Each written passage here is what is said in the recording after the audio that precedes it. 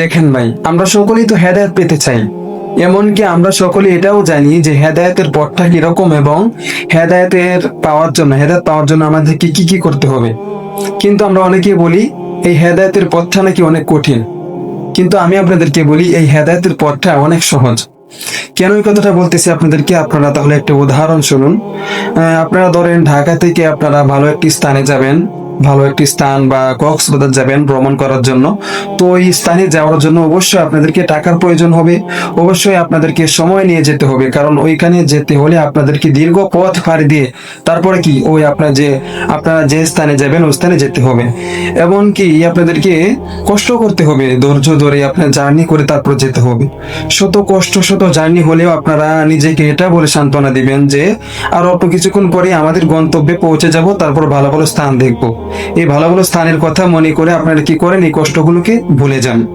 তাহলে একটি কথা চিন্তা করুন, আপনারা এই দুনিয়াতে সাধারণ সাধারণ ভালো ভালো স্থান দেখার জন্য আমরা যদি এত কষ্ট করতে পারি, এত কিছু করার প্রয়োজন হয়, তাহলে আপনারা যে হেদায়েত পেয়ে জান্নাতে যাবেন, ওই জান্নাতে দুনিয়া থেকে হাজার হাজার শত শত কোটি কোটি গুণ ভালো ভালো নিয়ামত, ভালো ভালো স্থান আমাদের জন্য অপেক্ষা করতেছে।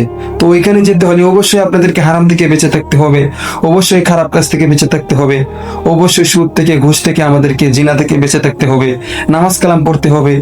এইগুলো করলে তারপর না হয় আমরা জান্নাতে গিয়ে জান্নাতের যে নিয়ামত গুলো আছে ওই নিয়ামত গুলো ভোগ করতে পারবো।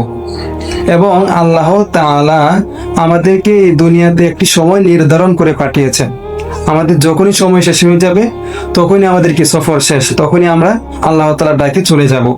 যদি আমাদের পথটা ভুল হয়ে থাকে তাহলে আমাদের কি হবে, একদম জাহান্নামে যেতে হবে। আর যদি আমাদের পথটা সঠিক হয়ে থাকে তাহলে কিন্তু আমরা যে জান্নাতের বড় বড় নিয়ামত আছে ওইগুলো আমরা ভোগ করতে পারবো।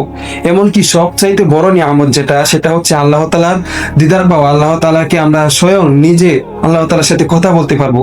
এর চাইতে বড় পাওয়া আমাদের আর কি আছে বলেন।